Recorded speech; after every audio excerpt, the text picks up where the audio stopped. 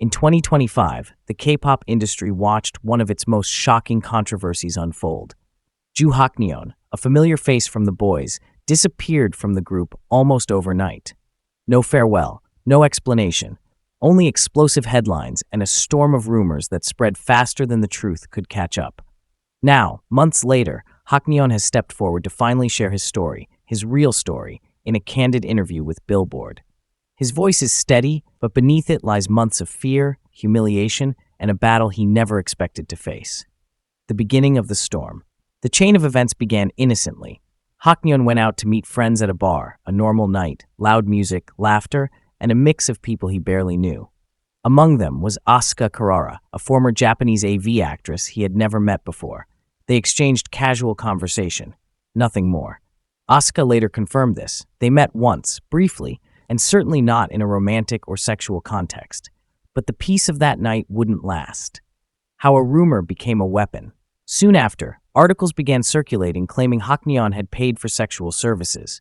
There were no photos, no messages, no evidence, just a rumor strong enough to shake his career.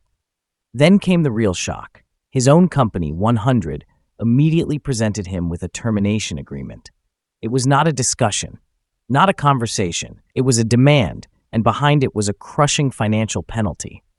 "I couldn't sign it," Haknyeon confessed. "It would have ended my life. I cried, telling them it was impossible." His refusal triggered the next blow. The company escalated their claim and filed an 8 billion won lawsuit, over $5.5 million. Cleared by police, crushed by company. As the media accused him, the police launched an investigation. Haknyeon faced it with painful honesty, knowing he had nothing to hide. The truth emerged quickly. There was no solicitation, no sexual encounter, no wrongdoing. The police cleared him, but 100 did not stop. The lawsuit remained, treating him as if he were still guilty, even though the authorities had already proven otherwise. That is when Haknyeon's suspicions grew. They knew, and they let it happen. During the interview, he revealed something deeply unsettling. Only the company knew the details. "We never talked about anything like that," yet the story spread anyway. To him, the connection felt too direct, too convenient. Rumors emerged. Headlines followed. A lawsuit was forced onto him. Was it all coincidence? Haknyeon doesn't think so. Fighting for his name. What remains now is not just a legal battle. It's a fight for his dignity, for his identity, for the life he spent years building. Haknyeon says he wants his story to be a warning.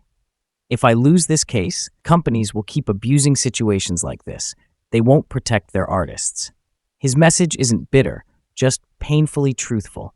He hopes future idols won't be trapped the way he was, alone and unprotected in a system that can turn against them in an instant. The man behind the headlines. For months, the world saw only scandal. Now, in his own voice, we see the human being behind it. A young man who lost his career, his peace, and nearly his future to a rumor that never should have existed. But in telling his story, Haknyeon is finally reclaiming something. His truth.